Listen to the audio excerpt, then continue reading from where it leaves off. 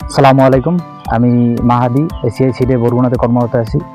আজকে আমি এসেছি সোনাউঠা আমতলিতে আমাদের আদর্শ কৃষক ভাই জাকির ভাইয়ের খেতে। জাকির ভাই আমাদের এসিআই এর বন্ধুধান চাষ করছে।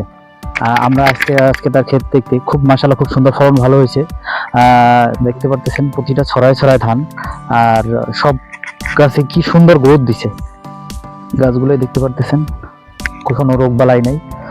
এখন আমরা সরাসরি জাকির ভাইয়ের মুখ থেকে শুনবো যে আমাদের বন্ধু ধান কেমন হয়েছে এবং ফলন কীরকম হয়েছে এবং তার বয়স কতটুকু জমি আছে এবং জমিতে কতটুকু ফলন হয়েছে। আসুন সরাসরি জাকির ভাইয়ের মুখে শুনি। বিসমিল্লাহির রহমানির রহিম। আমি মোহাম্মদ জাকির উদ্দিন খান। আমার বাড়ি সোনাউটা গ্রাম, হলদি ইউনিয়ন, আমতলী থানা।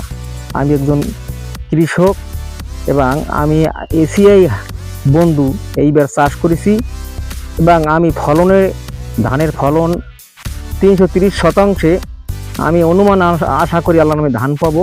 350 মণ ধান পাওয়ার আশা করি, ইনশাল্লাহ আমি পাবো এই আশা করি। কিন্তু আমি এই ধানটা আমার মন মতন আমি চাষ করে আরাম পাইছি এবং এদের কোনো রোগ ব্যাধি কম, বুঝলেন। খুব ফলন ভালো, এসিআই বন্ধুর খুব ফলন ভালো।